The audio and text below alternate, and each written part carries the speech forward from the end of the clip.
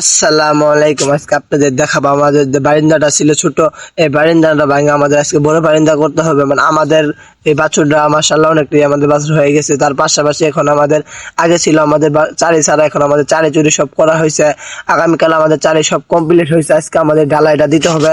এর আগে আমাদের ঢালাই দেওয়া ছিল, এখন আমরা একটুখানি মানে হেউচ্চা করে দেবো, যার কারণে গরু সবগুলা ঠিক থাকে। গরু ধুয়ে দিতে হবে, গোসল করাইতে হবে, তার জন্য পানি না যদি এক জায়গায় যায় পৌঁছে, তার জন্য আমরা এক জায়গায় ডাল ছুঁয়ে অন্য জায়গায় ঠিকভাবে সবকিছু করব। প্রথমে আমাদের সিমেন্ট এবং বালু মিক্সার করে নিচ্ছিলাম।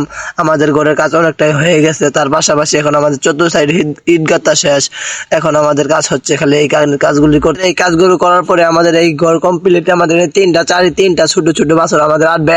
আমরা জানি বড় গরু আটবে না। তার পাশাপাশি না আমাদের সব বাছুর গুলাই ছোঁয়া হবে। এখন আমাদের সব কাজ হয়ে গেছে। তার পাশাপাশি এখন আমাদের কাজ হচ্ছে খালি আমরা এভাবে আমাদের ডালাইগুলো দিয়ে দিব।